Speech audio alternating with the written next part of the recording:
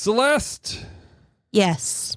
It is been a while since we did a podcast. It's been a while. We've been busy. It's been a while. We've been doing things.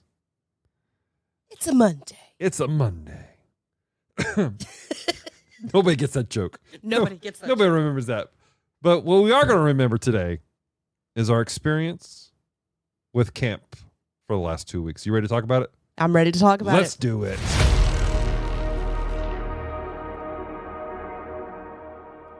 What is happening here? Celeste, something's happening on the planet Geekery right this second. Glix, Priority Alpha Command, open comms, now. Loading Geek Culture Language Patches. Loading Spiritual Applications. Loading Grace and Hope Directives. Comms opening in 3, 2, 1. Hello, devoted geeks, and welcome to Comm Talk, podcast extension of Geek Devotion, the show for devoted geeks who are devotedly ignorant. I'm Dallas, and welcome to episode 204 of our podcast. Joining me today, ladies and gentlemen, is my beautiful redheaded bride, Celeste. And just in case you were wondering who that was. Just in case. And ladies and gentlemen, it's going to be a little bit different episode because we're actually recording this live on our live stream, which we do a live stream every Monday night, except when we're out of town. What we call a play and pray. Yeah. So let's explain to the crowd, what is a play and pray? Play and Pray is our stream time. We take time to play games and chill and talk with other people. And at any point in the stream, you are welcome to drop a prayer request. Mm-hmm. And we will stop the action and pray. If you need to talk about something, we'll talk about it with you. But we also keep a little Post-it note in the corner of all the prayer requests so that we remember to pray for them, and then we post them in our Discord later so other people can also help pray. All of our amazing devoted geeks who are in the Discord. Word. So, and it's kind of an interesting episode for us because, again, we're going to respond back to the chat here that's talking, but also we have this really cool feature. Shout out to the captain, Francisco Ruiz of the Retro Rewind podcast. He hooked us up with a command system that allows people to ask questions that populates in a list, which we're going to get into those questions. Yeah. Do you want to do it before the second half of the show or in the middle, or do you want to do it at the end? Let's do it at the end. Okay, to give time for everyone to get their questions in. Perfect. So the way this is going to work today, ladies and gentlemen, we're going to talk about just some of our the wins, the highlights of camp this year. We'll explain what camps we went to and the kind of the wins and everything like that.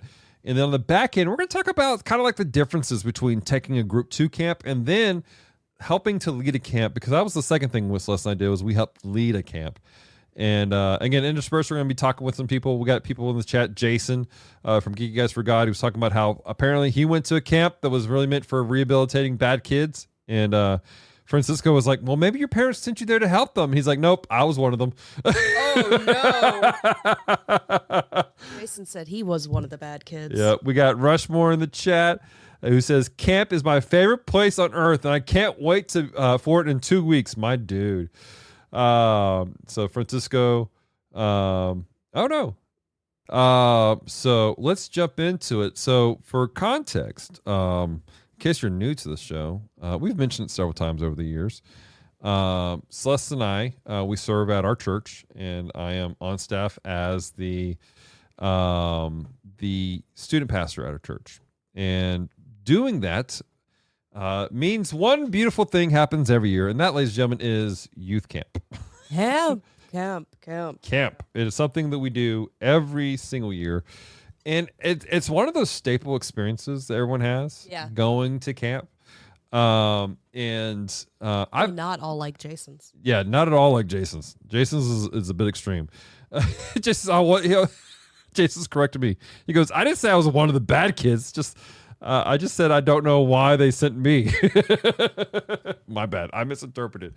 Anyways, but it's just one of those things that take place, and they're good. I mean, there's a role for camps. You know, it's the get away from distraction, get away from everything else.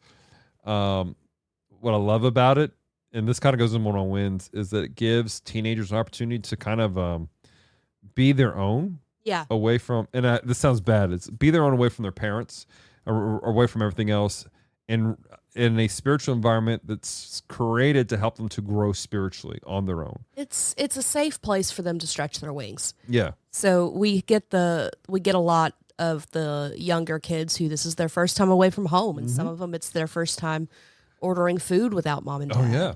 And so it's a safe environment for them to have those experiences so that when they get older, they know how to handle things. Yeah. So the camp we went to is Louisiana Student Summer Camp. Yes. Is what it was called. And it's through the Assemblies of God. And shout out Charlie Allo and his whole team. We actually did a podcast about this last year. And I think we've done a podcast about this the last 2 years. did we? We did one the first year. I forgot that. Anyways, fantastic situation, great camp. Charlie and his team are doing amazing things. It is legitimately one of those things that gets better every year. Yeah. We went to it 9 years ago. Probably close to 9. It was Charlie's first year running the camp. It would have been 2018. Something like that. Yeah. So we went to it and it was, how do I put this? It was good. It was a good camp experience. It was better than I expected, just to be perfectly honest with you. We walked into that first camp and I'm going, okay, let's see how it goes, guys. Cause it wasn't like the camp we normally went to. And then when we came back years later, when we stepped back into student ministry, took kids to camp the first time, it was so much better. Yeah. Like, and it just keeps getting better. Like Charlie has built an amazing team to help run this whole thing. Well, and also just to brag on them for a little bit, they take suggestions. Like if you tell them, hey, this is not working, here's an idea of how to make it work. Yeah. I'll never forget, we went way like 2018-ish, and then we stopped going to camps altogether because we had transitioned into a different role. Right. Transitioned back into a role and went, okay, well, let's go back to this camp. And they were doing something I had suggested at the end of the last camp. And I was like, I didn't think anything came of that. When leadership makes sure that you know that they're listening, it makes you appreciate them all the more. It does. And it makes you trust them to be able to go, I'm not just complaining. I see an issue. Exactly. Apple commented on my comment about, first time for people. She goes, and for homeschoolers, it's your first time around other kids without your parents ever. Or siblings. Or siblings sometimes. Because sometimes the homeschoolers have a lot of other kids around. They're just related to you. Right. Dale says, forgive my ignorance. How does dealing with the youth or children differ between the two camps? You talk about what we did. I'll tell you what, Dale, re-ask that question, but put an exclamation point in a Q, and we're going to put that in the Q&A at the end. That's a great question, though. It is a good question. Rushmore says, back then, our first time was when the cement rolls were better, though. Oh, man. You better hope Charlie doesn't listen to this, man. He may come for you. Apple says exactly no siblings. It's wonderful. And now we know why Apple likes to go to camp. We do. We know a few things about Apple now. Anyways, so, oh man. So continuing on with the conversation. Again, Twin Lakes Campground, just a great experience. And super appreciate the team doing that. And then the second half of camp for us was the week after we came back, and our church, we host a camp called Hero Academy. So can you tell them what Hero Academy is? Hero Academy is a day camp for kids. It's first grade to fifth grade, and they come in at 8 and they leave at 5:30. And everybody went, oh. Yeah. It used to be longer. We got smarter. Yeah. And it's a great opportunity for not just the kids, but also our students, because our students are heavily involved in the camp and making sure it runs. We don't have the group that can run it completely without adults there, except for legal purposes yet. Right. But we did at one point, and eventually we'll get back to that type of a season where we're just there so that police don't get mad. Right. So those were the two camps we had, and one we took kids to, and one that we led kids in. So Celeste, what was a win for you for that first week? For the one we took the kids to. Mm-hmm. We had a group of girls that went, and they were friends, Mm-hmm. but they really solidified their friendship. Yeah. It went from, because 2 of the girls had gone to camp last year, and I will say this: our kids they do a good job of making everyone feel welcome. Gosh almighty, did they ever. Between us and them being intentional, we have created a environment where people are not left out. Where while there may be cliques in the sense of there's people that they prefer, Mm-hmm. they do not ever knowingly go, I don't want to hang out with that person. Yeah. I'm not going to. Mm. And so they were never rude to this girl, but Mhm. it was always we're getting to know her. Mm-hmm. We don't know her well. And so just watching their friendship bloom. And it has become one of my favorite things to watch, just these 3 little girls. Yeah. I mean, because they're all younger. They're all under 13. Mm-hmm. And so just watching them be kids, Right. be teenagers, be, preteens. Mm-hmm. So I think one of them is about to be 13. Yeah. That legitimately, I think that's one of my favorite things also about what happened at camp is and this this has been going through my mind so much lately is the amount of time the students are together.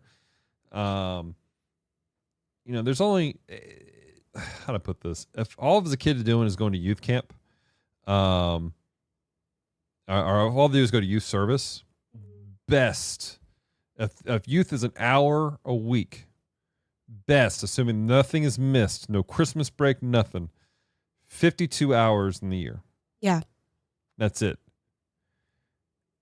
But when they go to these extra things like youth camp and stuff like that, it's just this time span is just it's just incrementally grown. Yeah. It's huge. Exponentially. And so seeing these girls in the boys, the students as a whole who came to camp, there is a notable difference when they come back.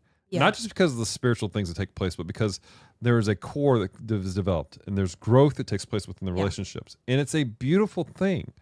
And I'm just so proud of our students. I was telling one person, if a person comes into the youth group and if they legitimately come, be a part, but they don't feel like they're a part, it's because they made the decision not to be a part. Yeah.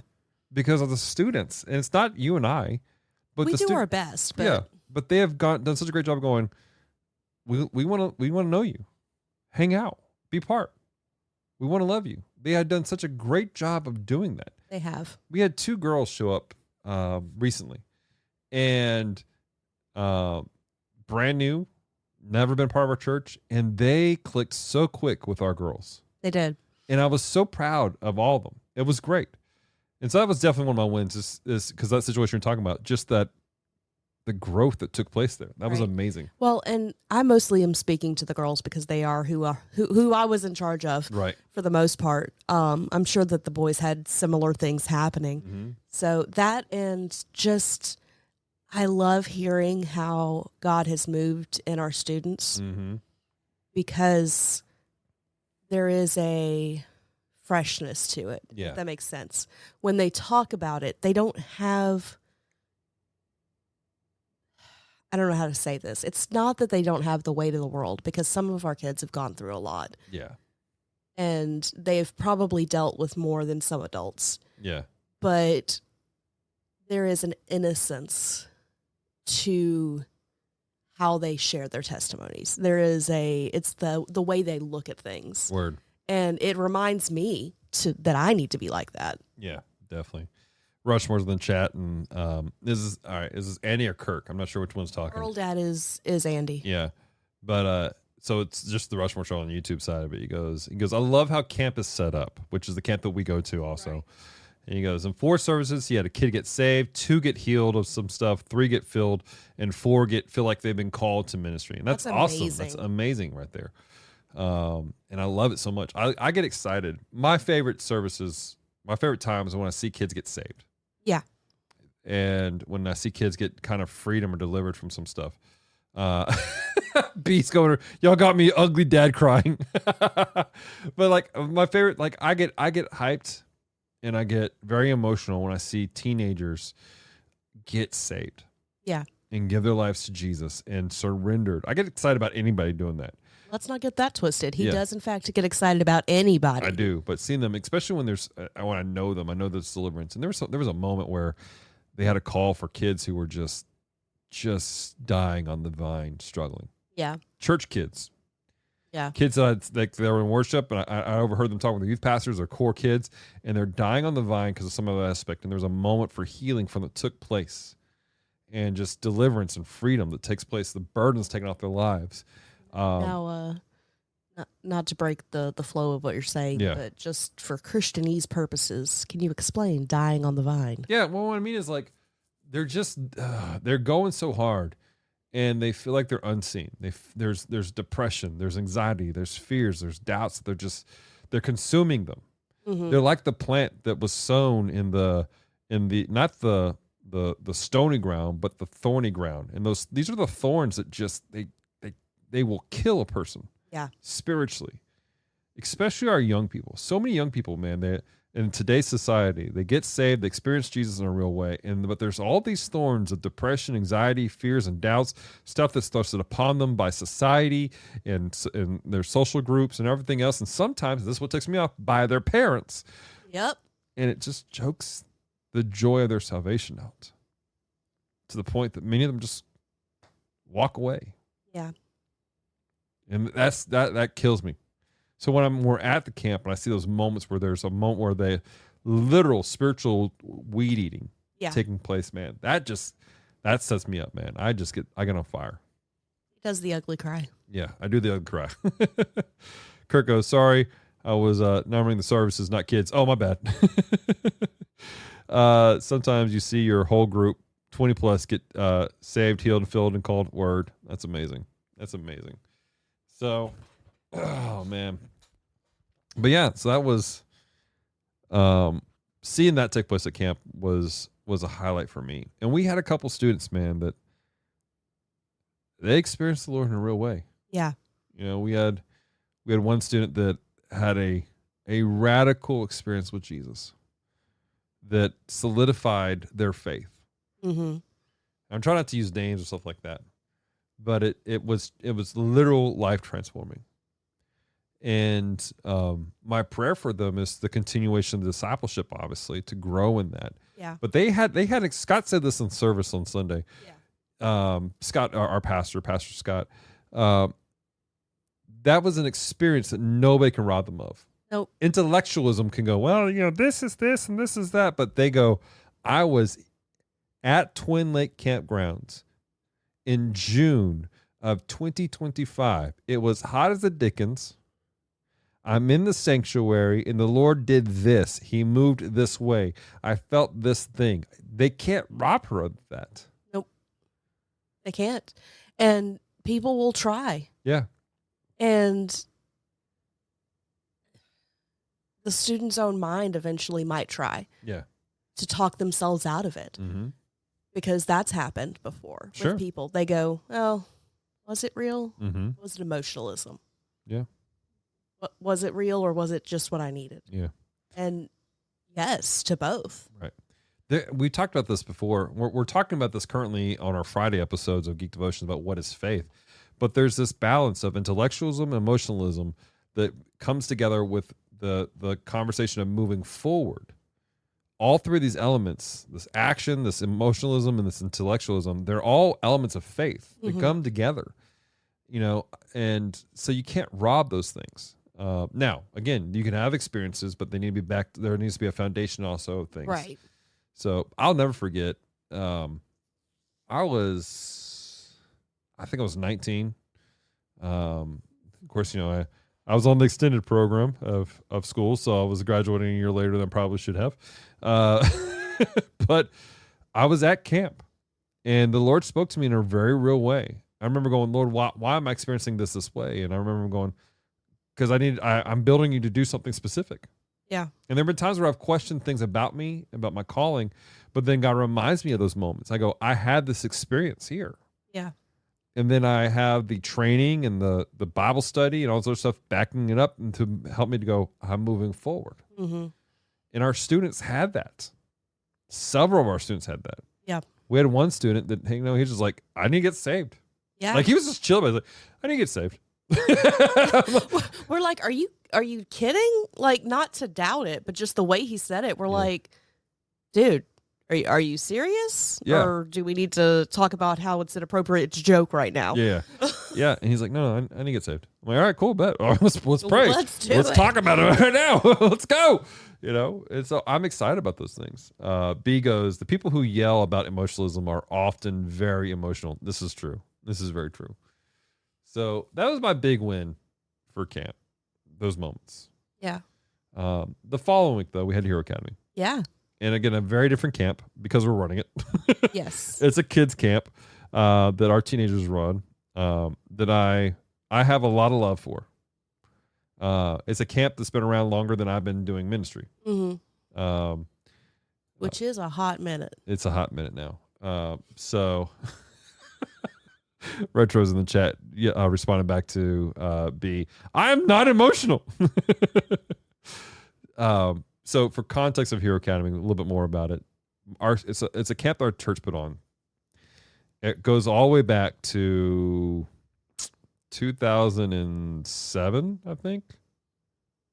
No, like 2005. Yeah. I want to say that it's because I remember hearing the date and going, oh, that was before I graduated. Yeah. So for context, we had our church, we did this kids camp, and it was kind of an outreach type of thing. We didn't take kids to camp at the time at our church, just because various reasons.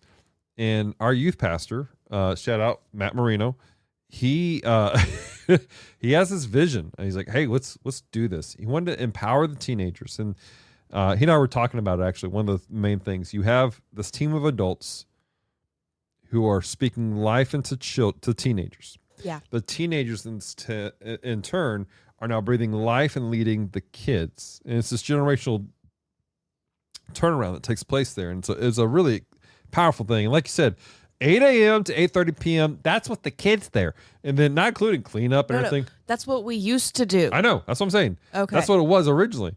And now it's like 8 to 5, and then the teenagers clean up, and then we stick around for afterwards.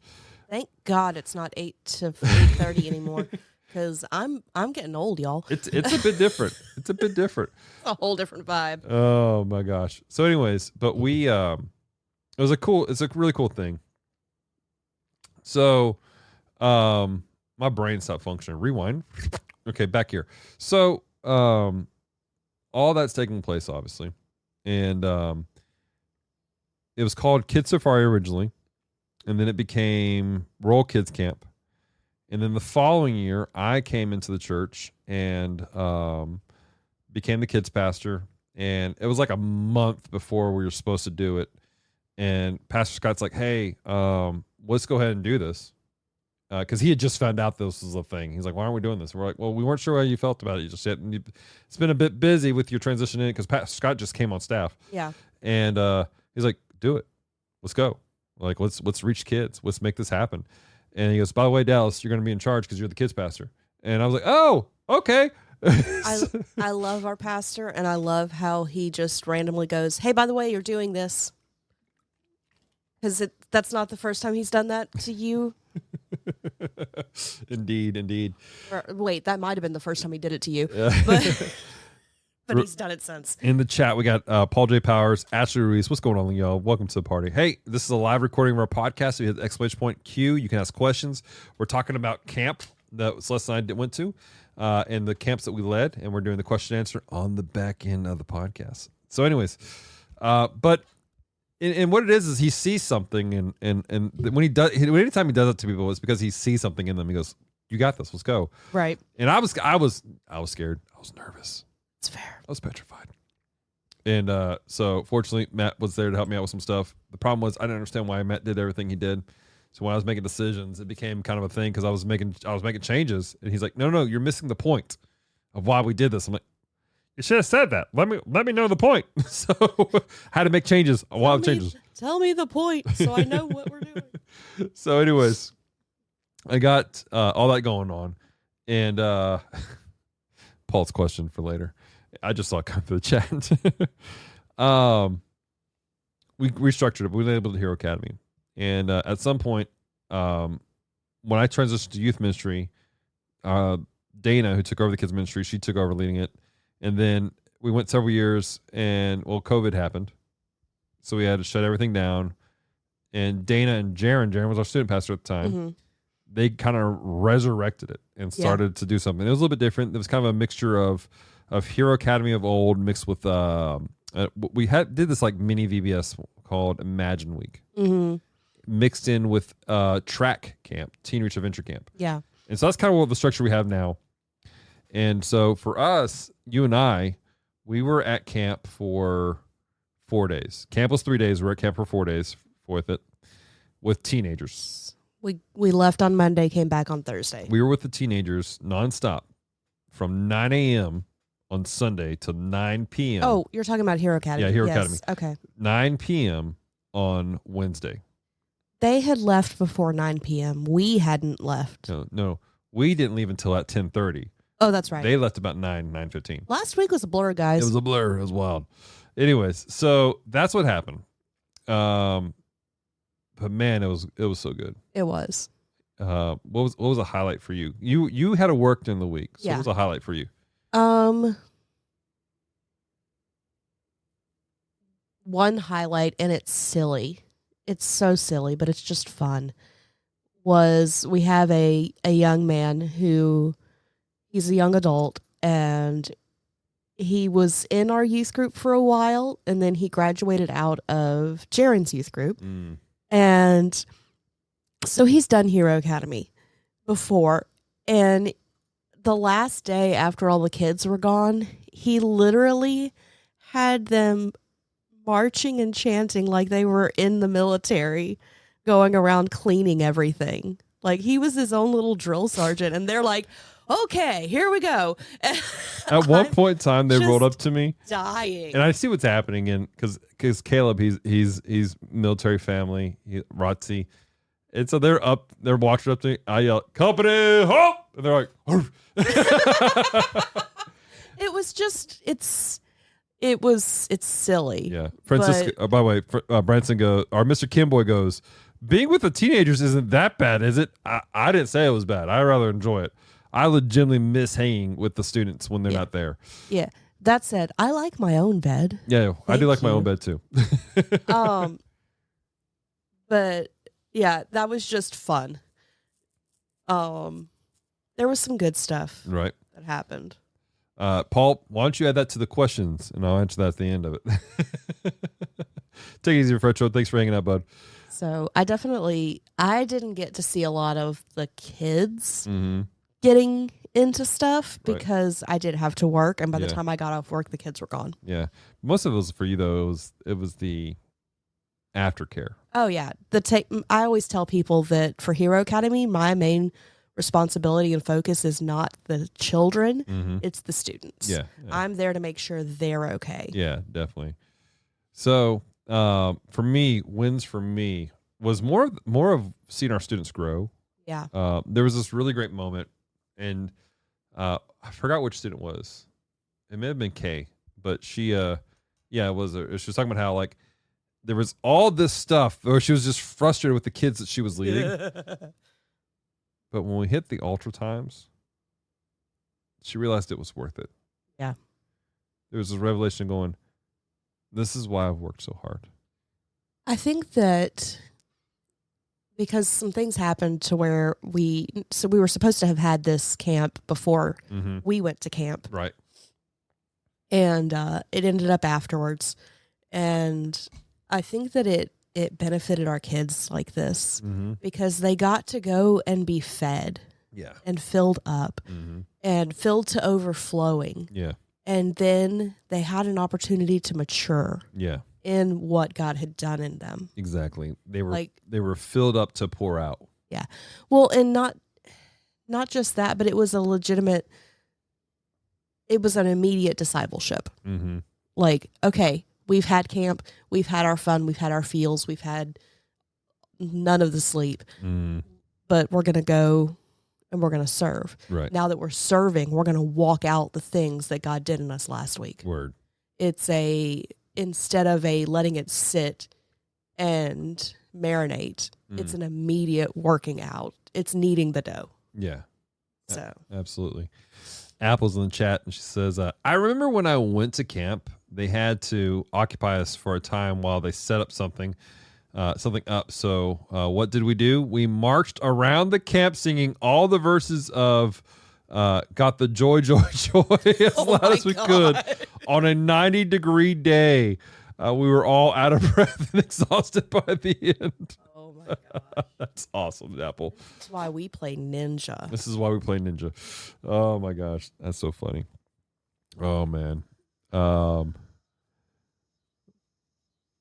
don't know. There was a lot of great stuff that took place. Probably more than we can say in this podcast. Yeah, more than likely. But it was just a beautiful time. So what we're gonna do is we're gonna take a quick break. And when we come back, we're gonna talk about kind of the differences between the two events for us of leading kids to camp, our students to camp, and then leading students in camp. I think that's how I want to say it. Leading students to camp and leading students in camp. And then we're going to answer your guys' questions. I want to remind you guys, if you guys are listening live, what's up, Hefe? He just joined the chat. Exclamation point Q if you want to ask questions about our camp experiences this past couple of weeks. So we're going to pause right now for the break.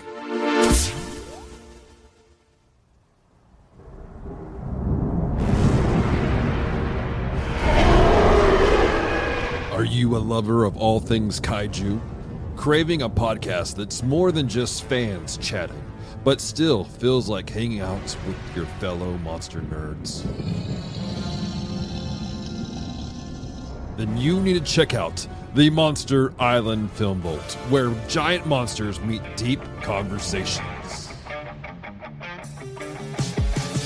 Hosted by film curator and storyteller Nate Marchand, this show is your passport to tokusatsu wonder. Each episode takes you on a journey through the world of giant monster films and TV, breaking down the artistic strengths, exploring the history and science behind the scenes, and celebrating the culture that made them legendary. From Godzilla to Gamera, from King Kong to Ultraman, the Monster Island Film Vault dives deep, but keeps things fun.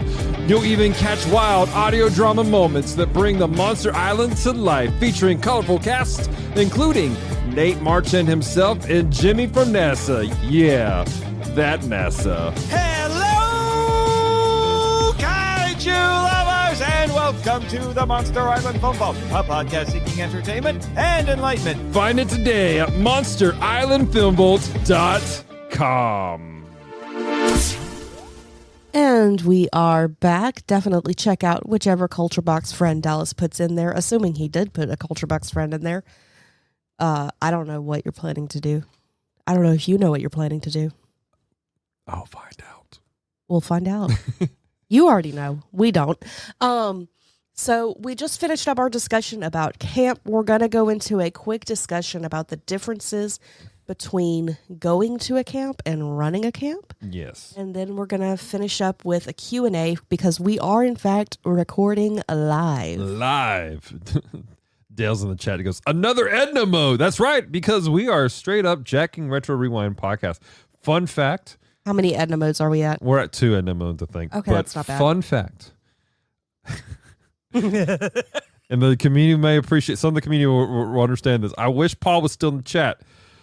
The coding for this feature that we have where we have the Q and asking questions, I've named it Salvo. Salvo Authority's back! Francisco rejected the Salvo, so we're taking it for us. We're accepting the Salvo Authority here. Now we have to make Glick say something. Salvo has a place here. Even if Francisco rejects it. And what's great is he's not even watching the stream right now, so he's got to hear this on replay later. He will hear it in the podcast feed and be like, really? Really, guys? Assuming that he has time to listen to our podcast. Oh, yeah, assuming. The dude's doing 1,000 things at one time. What's going to be really funny is if he listens to it like 6 years from now and be like, really, Dallas? Really? Oh, my gosh. Cellcast is in the chat. He goes, hashtag justice for Salvo Authority. It's happening right now. Justice for Salvo. All right. So, like I said, we're talking about the kind of differences between leading kids to camp and leading kids in camp. And this is the interesting aspect. This is where we kind of have to put on two different hats, but they're the same hat at the same time. Both times we're pastoring through. We're both leading kids. The difference is just the gravitas of the moment with the students. Yeah. Youth camp, they're experiencing the Lord in a very different way, though. Mm-hmm. You know, so we're doing more answering questions about their personal discipleship with that, I think. Yeah. It's also a little less stressful. Yeah. Because the main responsibility is not on our shoulders. Yeah. Like, we're responsible for the kids we brought. Mm-hmm. And maybe if we have a friend there, one or two of theirs, if they have to go run to the bathroom or whatever. Exactly. Like, you know, help a friend out. Right. But while we're there to connect with our kids and to help our kids and to grow our kids, we're not responsible for everything. Yeah. Which is amazing. That's shout out to Charlie, because that's one of the things that he's worked hard to. Yeah. I've heard horror stories about this, about camp in the years past, that like when you bring adults, it's Before like Charlie. Yeah, before Charlie. BC. Camp BC. Bringing adults was kind of like the draft. Like, you kind of just showed up and you're like, hey, you're going to do this today. You're like, oh, okay.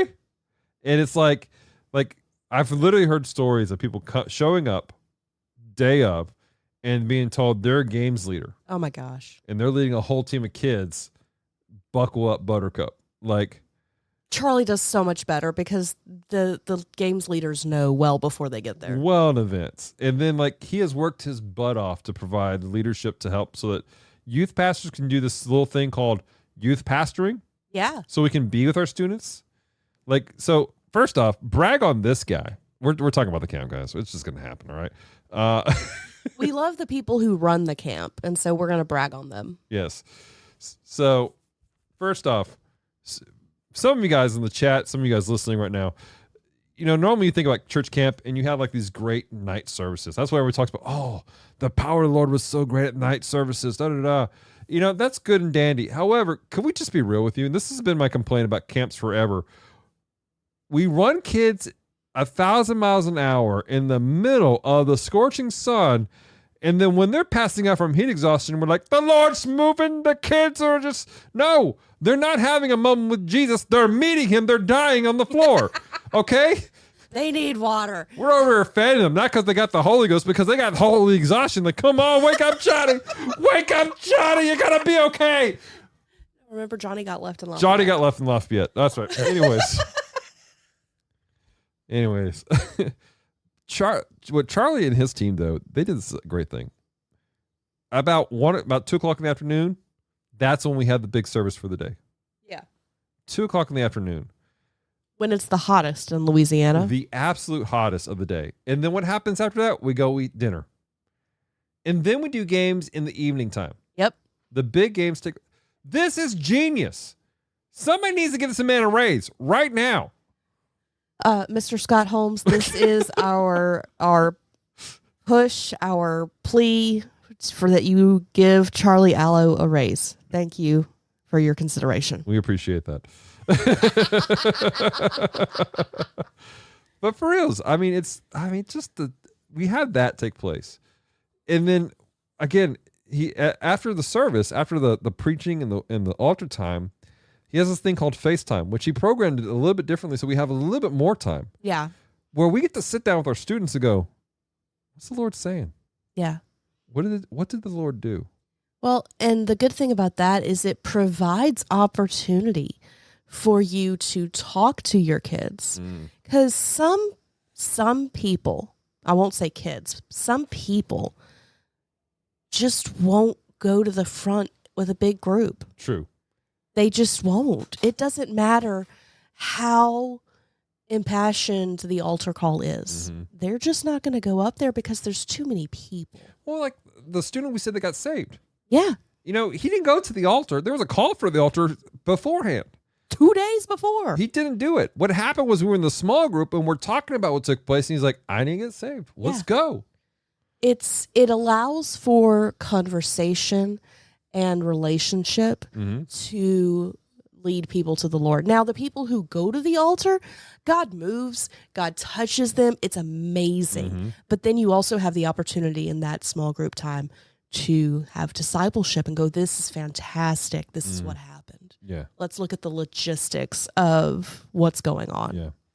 So again, we went to a lot just now to say that, like, during that time frame, we're pastoring in a very different way. Yeah.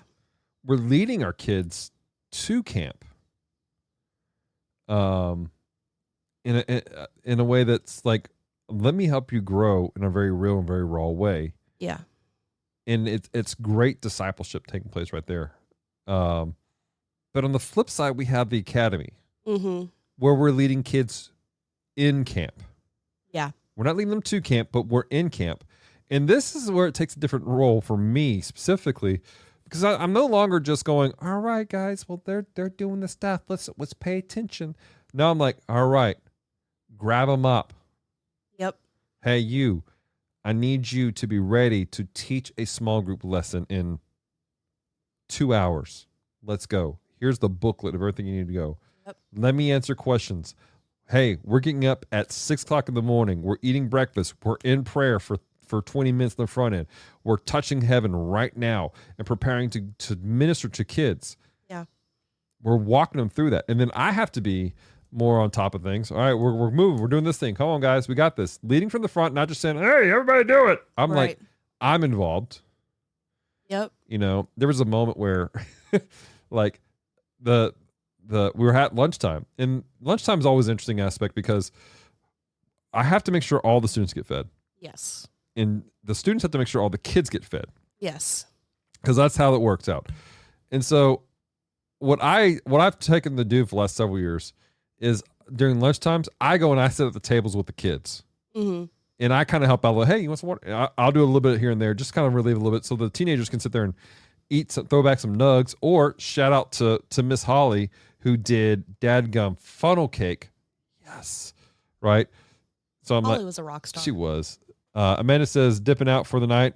Awesome to hear the camp work. Oh, thanks so much, Amanda. Love you so much, sis. But anyways, I'm in there with them, serving with them. And then the back end of it, the way that it is going, all right, you survived day 1.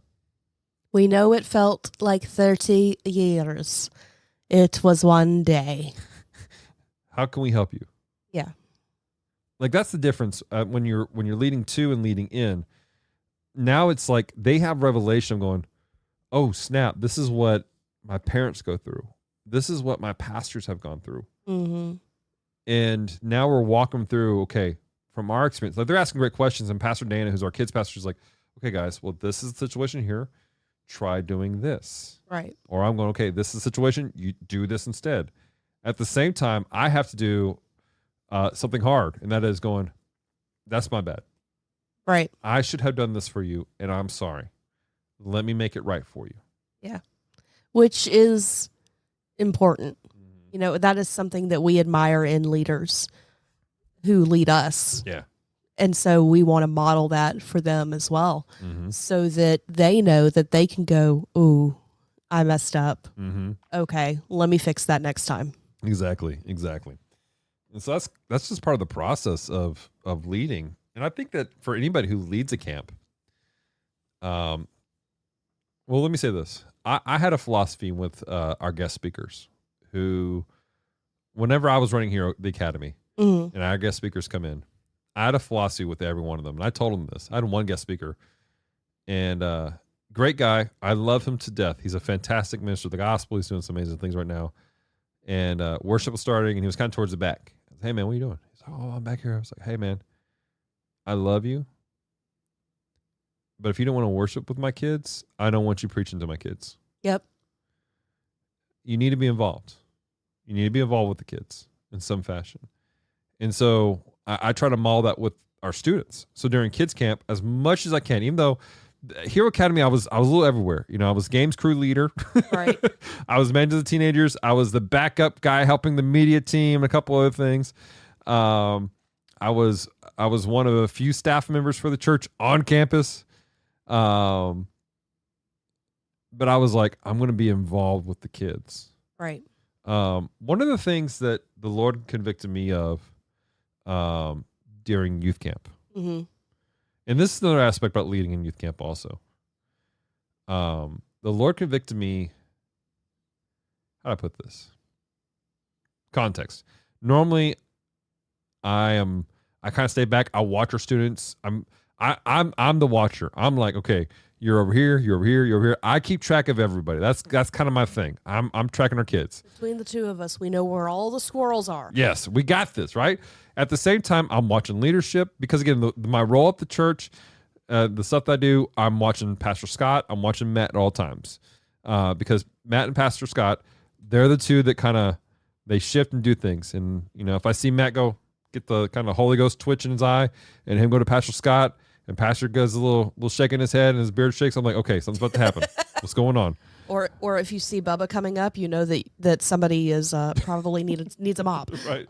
Right. But this is what I do. I watch them. You know, I watch Pastor. Pastor has certain mannerisms, voice inflection, stuff like that I've learned over the last 17 years of getting to know him. Yeah. And I go, okay, all right, I need to move this way. We need to do this. And the Matt same way. And so I kind of watch them. So when we're at youth camp, I'm watching. I'm like, okay, here's Charlie over here. The worship is doing this. What's moving on here? It's built into me to do this stuff. At the same time, though, the Lord convicted me I was sitting back and I'm watching three of our girls worship, and they're going after it. And I was so proud of them because I don't normally step out that way. Yeah. And the Lord goes, why don't you worship? Like, well, I am, Lord. I'm here. I'm like 3 rows back. And I'm clapping and doing some stuff. And the Lord's like, no, why aren't you up there? Yeah. Where they can see you. Like, what are you talking about, Lord? He's like, no. And what he convicted me of, and we sat down with the students that night. I said, guys, I got to repent to you. Because normally when you see me in a church environment, I'm running some sort of media or I'm handling some sort of technical aspect. You don't see me really worship. You don't see me praying personally. Mm-hmm. You see me praying for you. So at youth camp, I was convicted by it. So I was at the front. I'm worshiping the way I need to worship. I'm praying the way I need to pray. At Hero Academy, I led how I needed them to lead. Yep. I was involved. I was in with kids. I was loving on kids. I prayed with kids. I did certain things. Now there's certain things they just can't do because I needed to be an adult. Yeah. I had to be me and shout out to our homeboy Jaith. We had to be camp dads for a few boys every so often. Like, hey man, settle down. But that was a nice way of saying it. That's a very nice way of saying it. But I had to lead our students in the same way as I did at camp, which was by example. It's just a different way of doing it. Yeah. And let them know. And at the same time, go to my students going, you're doing amazing. Yeah. And encouraging them because they really were. Mm-hmm. They really did do amazing. Yeah. I left on Monday morning, and when I came back, they had grown so much. Yeah. And like I could see the difference. Yeah, yeah. Not just in I'm exhausted, Miss Celeste, but the way they were talking about things, the concerns they were bringing up. I'm like, they wouldn't have thought about that this morning. Definitely. Like there's legitimate growth happening every day. Word. Absolutely. So good. All right. Anything else you want to add to that portion before we go to the Q&A? I think we're good. Let's All go right. ahead and answer some questions. Let's go to the Q&A. I want to remind you guys who are live in the chat, if you put a exclamation point in a Q, we should get your questions and should be able to answer them. So let me pull this up. I don't think we got a ton of questions, but we got a few here. Line a question? Yes, and I'm going to try to space them out as best I can to make it easier for us. It's an interesting system that the good captain has provided for us, and I appreciate it so greatly. All right, here we go. So, question number 1, Celeste, asked by our good friend Valindro. How many roasted marshmallows did you demolish? None. Yeah. No marshmallows at camp. No marshmallows. Because we're in Louisiana. It's too hot to set a fire and roast marshmallows. Set a fire down in my soul. Not in Louisiana. Just not out in the yard. In Louisiana, we go, let it rain. Lord, let it happen. let it come to us, Lord Jesus. Oh my gosh. But I do so shout out to one of our families here. We did a bake sale for kids camp. Oh my and they made these s'more bites. I had one of those today in my lunchbox because I was like, this will be a good thing. And oh my God, Right? I regret not buying more. She's bringing them Wednesday for church. Oh my God. Hallelujah. The Lord is on the throne. Oh my gosh. Duck says we should have done marshmallows. I'm sorry, sis, but you would have died. But you can have some tomorrow or Wednesday at church. Hefe says shame. All right. Question number 2 coming from Cellcast Gaming. Do you roast or burn your marshmallows when making s'mores? I roast Burn. No, ma'am. You got to roast that Yes. bad boy. You bring the charcoal to the marshmallow and then it's gooey inside. Roast it, and then it's gooey properly. No, I need it to crunch before it's gooey. That's not crunchy. That's dust. I need it. When I bite into my s'more, I need to have gooey goodness, not paper.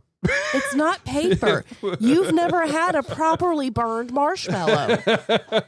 I will stand by this. You're gonna stand by this. This is my hill to die She's on. over here stand by me. Oh my gosh. So we had another question come in here. All right. Let's see here. That's so funny. All right.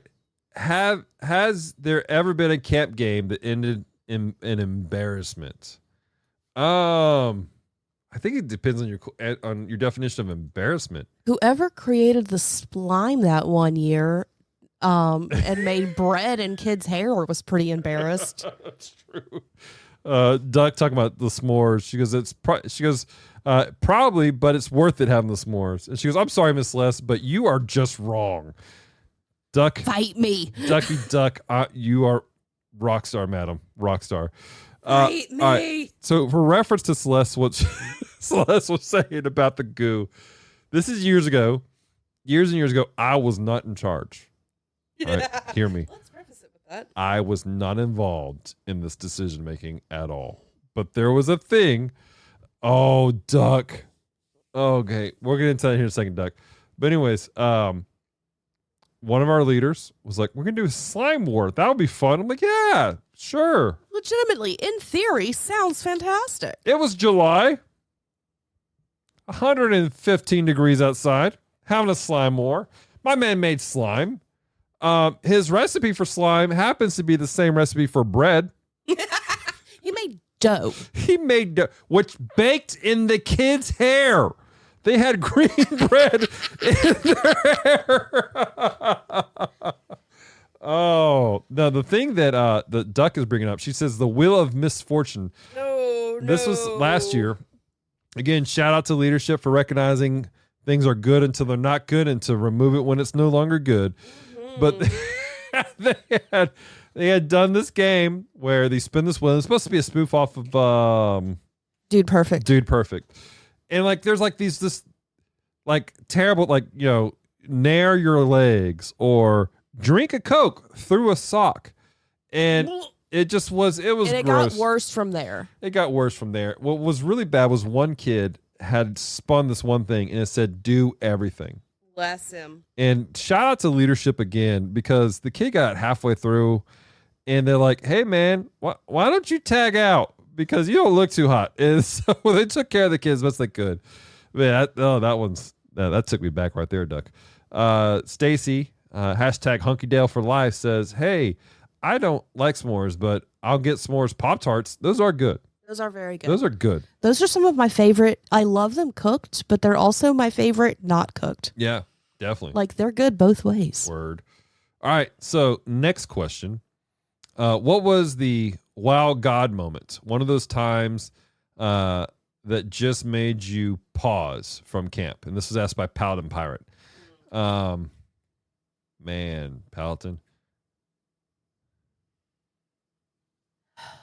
There were, we talked about a lot of it. Yeah, we have. It was kind of the afterwards when I heard back from our students. We had a student that had a real powerful encounter with the Lord. Yeah. And what I do with the students is I go, hey, how did the Lord move in your life? Like, what was the biggest thing? And then I ask them, how can we help you make your next step? And one of my students sent us something that was powerful. And I remember I got the text message from them, and I had just sat down on my bed because I was exhausted. And I think I just wept for a minute. You did, because I came in and you were still crying. And just a powerful thing took place. Yeah. Which that reminds me, I got a text from another student, a picture of the handwritten note, and I haven't deciphered it yet, but we do have that. Bet. Sounds good to me. Sounds good. All right, from Retro Rewind Podcast, he says, did you get many kids that don't come from Christian homes? Yeah. No, I'm sorry. This is from Jason, but Retro asked it for Jason because we were trying to get the thing working on YouTube. Yeah. That's a great question. Do we get kids that didn't come from Christian homes? In our group, for youth camp, no. We didn't have kids that did that. We had a couple kids that come from a challenging background. Yeah. Some kids who have been through some things. But not necessarily kids who weren't in a Christian household. Now, there were several youth groups there that were that way, and that was a growing experience for our boys. Our girls too. Yeah, was experiencing that. We had one youth group that was there that, man, their kids they're going through some stuff, and if they know the Lord, it's young, and they're learning and growing, and our students had to learn to interact with that, which is a beautiful thing in my opinion. It is.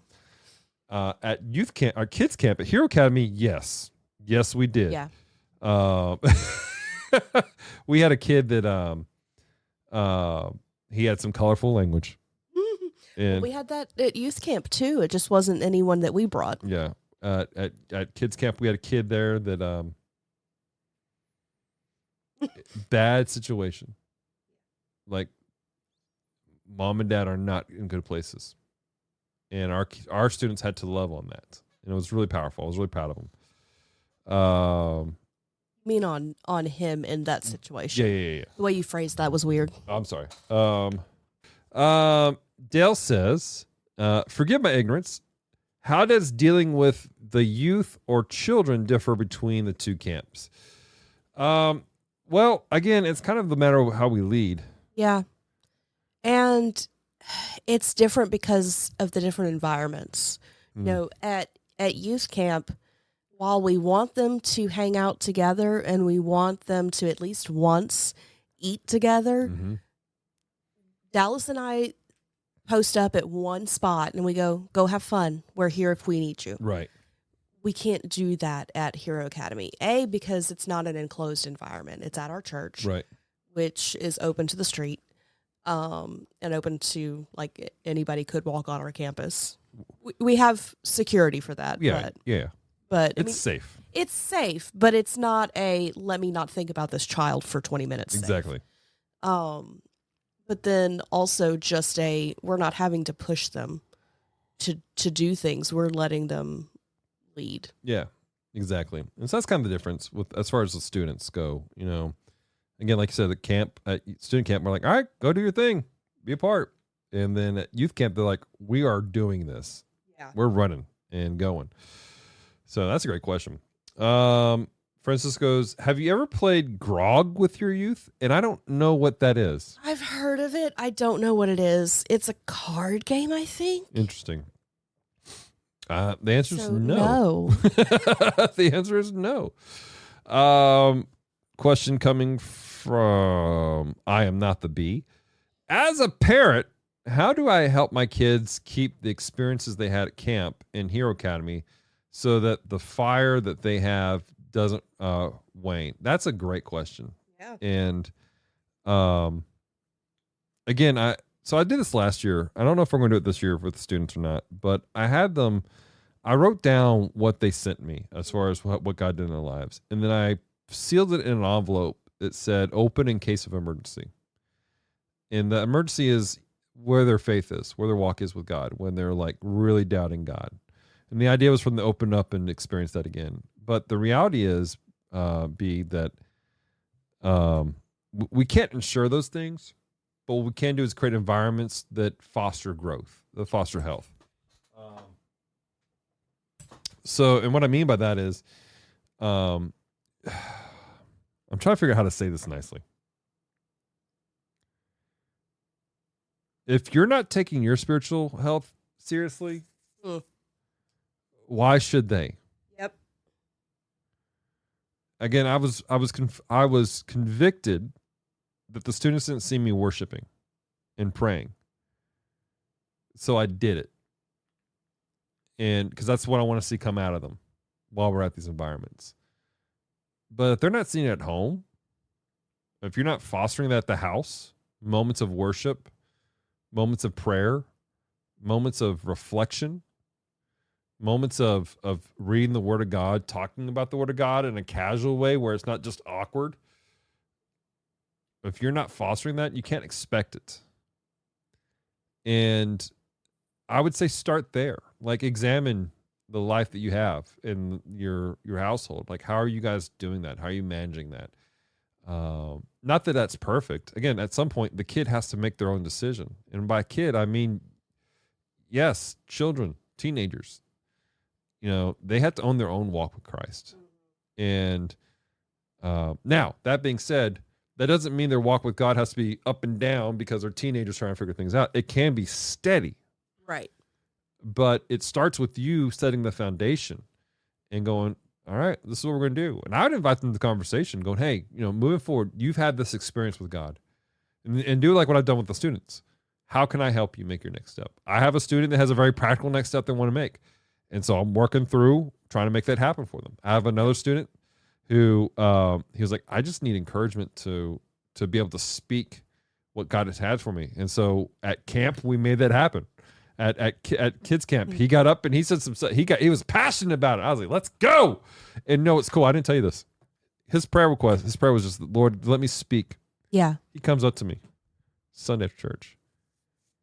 And he goes, Pastor Dallas, I want you to tell us something. And this is something God put on his heart. He goes, if you're ever questioning if you're doing a good job, know that you are doing a great job. And you're the best youth pastor I could have asked for. Oh. Like, that came from him, from his heart. He just felt like he needed to say that. And again, that spurred from us going, how can we help you make your next step? And encouraging him to make those moves, to do those things. And I was just so proud of him. You did not tell me that on camera. You're not on camera. You know what I mean? But this is, so for you, I would say, ask your kid, hey, what's the next step? What can we do at home to help you to grow, to solidify then he's a part of the process. Then later when it's like, a month down the road, I'm like, oh no, like, you asked for this. Right. Well, and then also if the need changes. Yeah, that's true. Be aware. If he doesn't need you to burst into his room every morning and holler, good morning, boys, Jesus is alive, like Dallas tends to do. Rise and shine, boys, Jesus is alive. I'm just so glad you don't do that at home. If the need changes. Yeah. Then you've already set up an avenue of communication to go, hey, Mom, Dad, I know I said this, but I really feel like I need this now. Yeah, exactly. Or this is not working. How can we adjust it? And that's the thing. Learn to grow. That's the don't be so rigid about it where you become a dogmatic about it. Understand seasons. Seasons change. Yeah. So that's a great question. That was a great question, B. Next question. How are you preparing your students for the millennium? Asked by Paul J. Powers. We are teaching them to love Jesus. Yep. I don't care when you think the millennium is. That's an important one. Repent and know Jesus. That's what you need to know. All right. All right. Continue on. Also asked by Paul J. Powers, in your Hero Academy, do you have someone who can erase nullify powers to help ensure safety while the kids develop their own powers? Yeah, that's called my adult team. And they're really good at going, no, you're stopping. Nope. Oh, my gosh. Another question from Paul J. Powers. If you can only remember one thing from this recent camp experience, what would your memory, what would you pick and why? That's a great question. One thing from camp. I would pick, and this is cheating, debrief, final day of Hero Academy, because it was the culmination of youth camp and into Hero Academy, and hearing our students go, I had this experience and this is where I am now. And then I have this, and this is the effect of these other experiences coming together for it. It really is a powerful moment for me. I think I would pick, this was a personal moment. One of the students who had an experience with God, who had a touch of God. Mm-hmm. I could tell they were upset. And so after they came back from the altar, and I say upset, I could tell they were emotional. Let me rephrase that. I went, hey, are you okay? And they looked at me full in the face, so I got to see their whole face with the biggest grin. And they went, I've never been better. So good. And I went, I don't know what God did, but he did something. Love it. I love it. So good. Last question before we read, I'm going to read this thing from Dale. He goes, sun's not even up yet. And kids hear you yell, you're burning daylight. That's facts. Last question from Homegirl Appledent. What are your methods for helping with homesickness for overnight camp? Step 1, and this is going to offend people. Yeah. Don't let parents call, and don't let them call parents. Yep. Step 1. People don't realize how difficult camp is for some parents at times. You've got to cut it off and trust your leaders. This is to the parents. Trust your youth pastors, trust your youth leaders, trust your leadership who's taking your kids to camp to take care of them. Do not call them. And don't let them call home. If there's something that needs to take place, let the youth pastor handle it. Yeah. Let him call you. Take care of it. That is the first step in helping with homesickness, because they had to get through that first night. They got to push through and go, I can make this. Quick story, side story, kind of dealing with this apple. I was in college. It was the first big break to come home came up. It was like a over weekend type of thing. People were going home, and it was like a few days. And I had a decision. I could come home. But in the back of my head, I went, if I go home now, I may not come back to school. Yeah. I may go, I can't go back. And so I didn't tell my mom about the break. She's still mad about it, but she understands. I didn't tell her about it. So people went home and I stayed, and I just spent the weekend there, did stuff, and hung out with people. I worked on homework. I worked on my homework because I needed to do that. I needed to be away for a bit. Yeah. To go, I can do this. You know, the Lord's called me to be here for a season. I need to do this. And so that's my thing is, unfortunately, you got to just go, bye. And to the parent who's going, but my baby, talk to your leader. Mm-hmm. Let them know that you're struggling and see if they're willing to, I call them proof of life pictures. Proof of life pictures. See if they'll send proof of life pictures. We have one mom who, she trusts us. Yeah. But she gets concerned for her kids. And so every day of Hero Academy, I took a picture with that child And I sent it to them, and I went, here's your picture. She held up a newspaper with today's date and No, everything. no newspaper, but there was different makeup every day. And then we talked about that. All of our moms who had first-time Hero Academy people, I didn't do it for camp because the signal was so terrible, and I feel bad because one mom in particular got no updates. But like by Tuesday, hey, this is what's going on with your kid. They're doing great. This is going on. This is happening. Yeah. Talk to them and let them know if you need that. Mm-hmm. And then that way you're not causing the issue. Yeah. But also to answer Apple's question, I would say let them be homesick. Yeah. Like, just listen. Mm-hmm. I've found that if you let the kid just talk it out, like they're homesick. Well, what do you miss about home? Yeah. What is it that you like? Oh, okay. Well, is there something here that we do that you like? And then you can not make them forget about the homesickness, Mm-hmm. but remind them that there is something fun here too. Yeah. And that they will be home soon. Yeah, absolutely. Absolutely. So those are our things. I wanted to bring this up. Let me pull up my notepad again. Stacey said she got homesick at 4-H camp. It happens.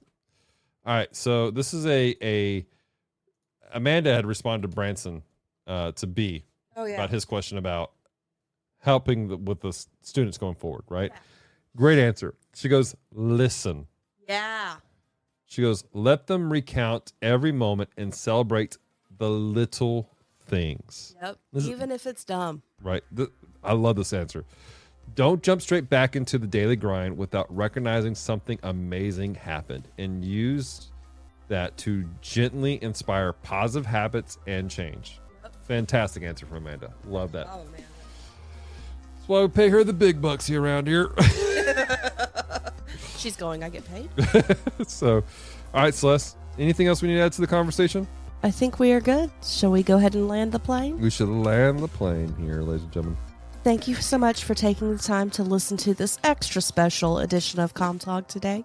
If you have loved this episode, head on over to Apple Podcasts or Spotify to rate and leave a review. It is very much appreciated. So until next time, stay devoted. Peace and love.